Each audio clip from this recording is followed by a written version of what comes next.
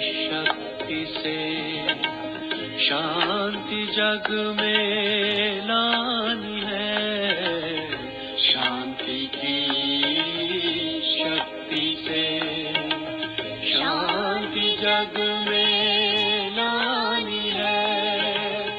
शांत मन हो तन हो शीतल, शांत मन हो तन हो शीतल।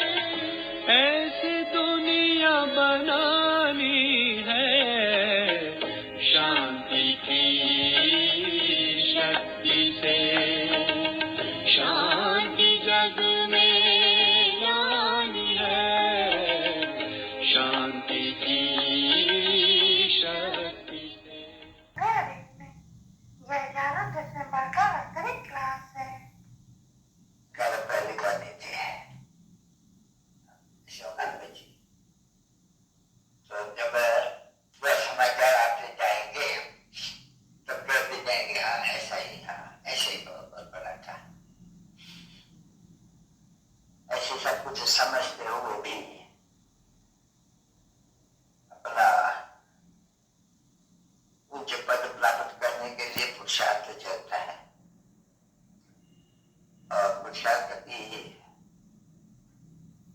रास्ता भी बाबा ने बहुत सहज समझाए हैं। जिसको बच्चे समझाएंगे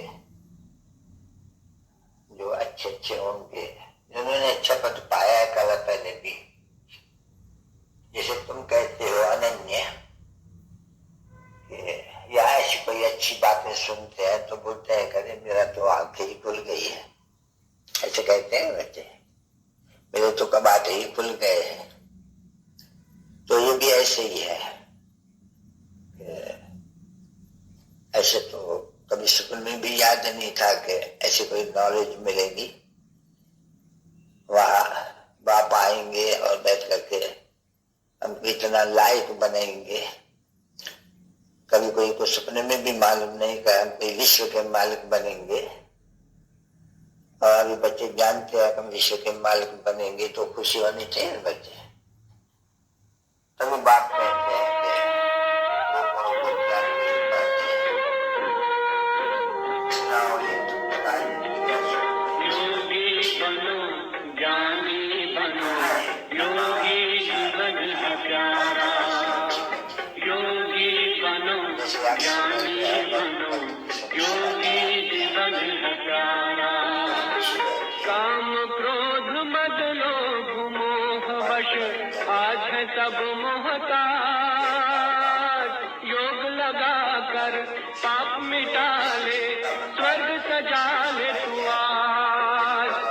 काम क्रोध मद लोभ मोह वश आज है सब मोहताज। योग लगा कर पाप मिटा ले, स्वर्ग सजा ले तू आज। जन्म जन्म की प्यास बुझा ले, पावन बन कर आज। योगी बनो ज्ञानी बनो, योगी जीवन है प्यारा।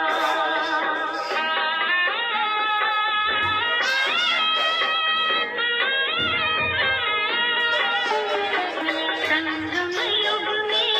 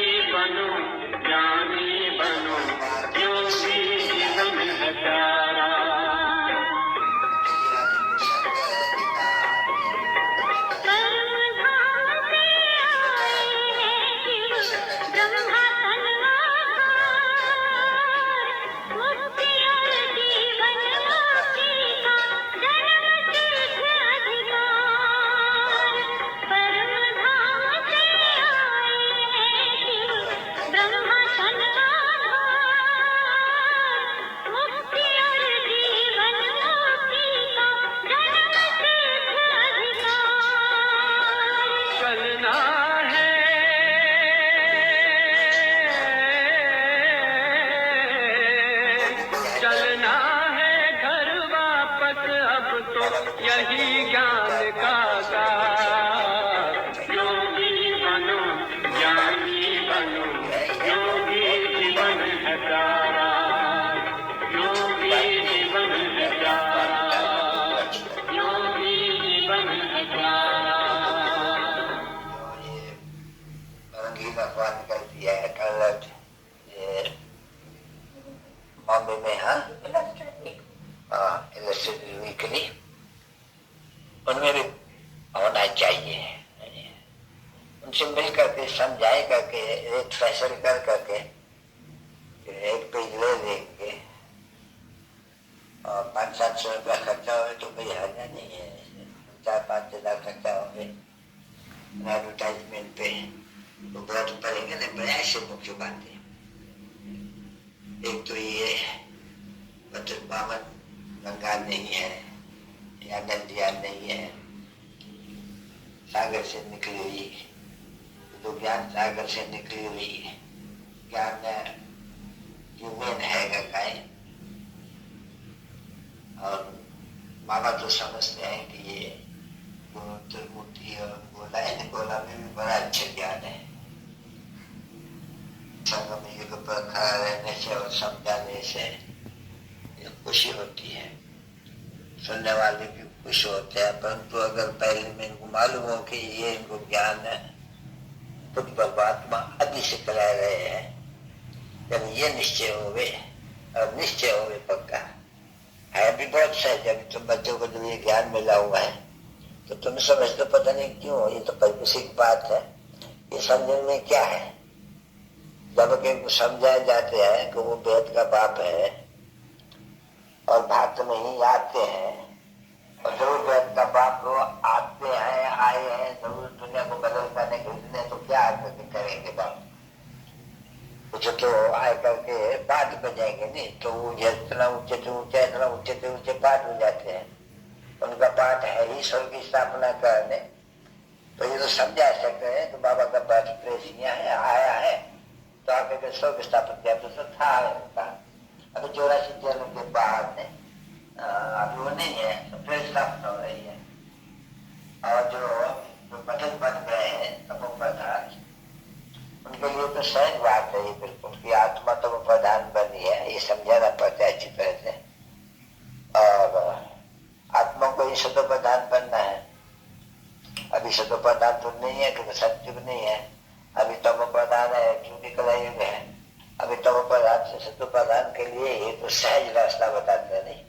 और यह है मनमना भवन, अक्षर देने जाए दे सकते हैं अपन, भले हम कहते हैं कि ये सभी प्रतिपाल भी शास्त्र है गिरने के, तो ये तो कह तो सकते हैं कि गीता में आते हुए लोग कुछ है।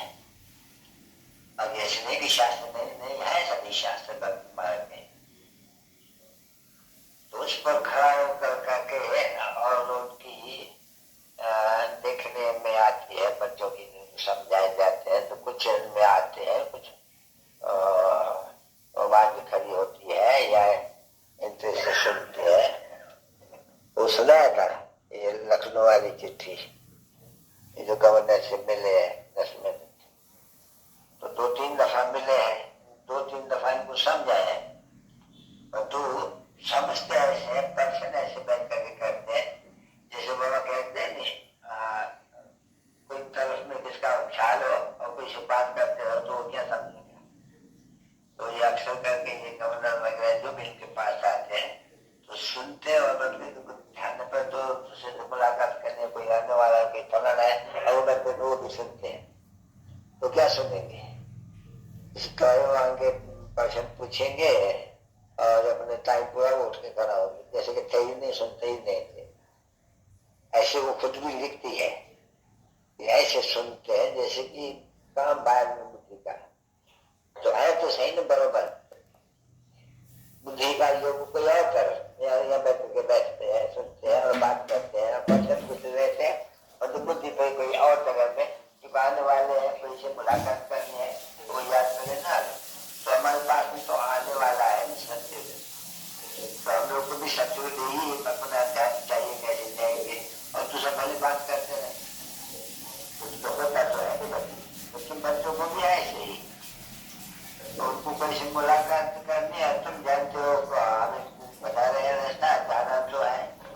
को देखें तो जैसे कि स्वर्ग में कांचे हो और समझाने देते हैं। वो भी है तो घोड़ा ज्यादा घोड़ सोचता तो सत्यों को तो घोड़ सोचता कैसे भी है। तो ये जो बात है रात वगैरह वगैरह तो मनुष्य अभी पढ़े हुए नहीं है। अभी शास्त्रों में भी कोई इतने नहीं ध्यान देते हैं। अभी पॉलिटिकल बातों में बहुत घुस गए हैं बिल्कुल तो है, बाकी भी दूर हो गए हैं। इसलिए सभी ड्रामा के अंदर तो फिर भी कोई हेड शॉक तो नहीं होगा नहीं बच्चों को ना। बच्चे अगर ड्रामा के राज पर पूरे खड़े हैं तो अपनी सर्च करते रहेंगे, पुरुषार्थ करते रहेंगे। और ये कुछ में है को फलाना ये तो बाप को ही करके दिया हुआ है वैसे ही होगा। इसलिए कोई शिकस्त नहीं होना चाहिए। इसलिए सुनना चाहिए हम कितना मेहनत करते हमारा घर सुनना चाहिए। कल मैंने भी ऐसी मेहनत की है और करेंगे भी लोग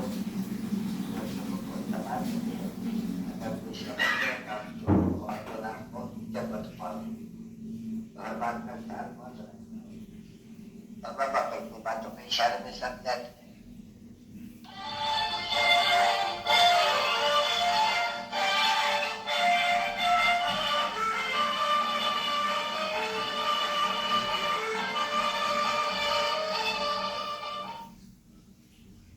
पदम भाग्यशाली सौभाग्यशाली नहीं कहते हैं, पदम भाग्यशाली। तुम्हारे बच्चों पे तुम्हारे बाप दादा का यादगार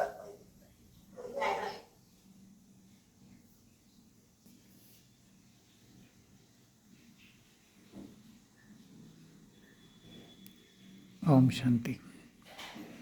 Many hearty greetings to the viewers of this video.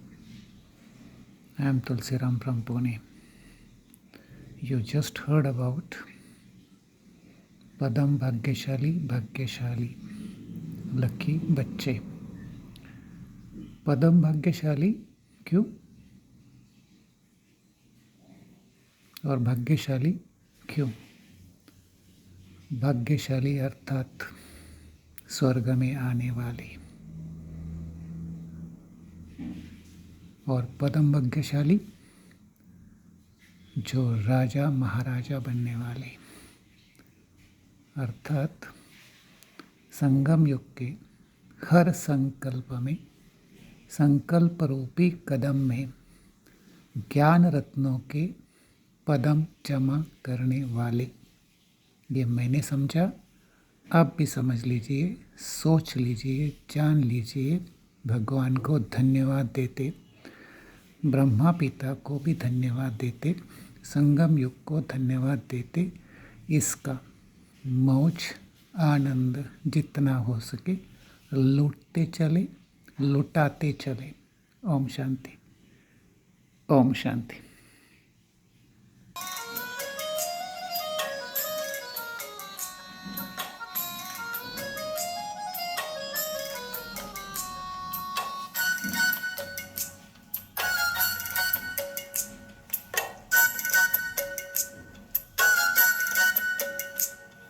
संगम की बेला है सुहानी, संगम की बेला है सुहानी, ये समय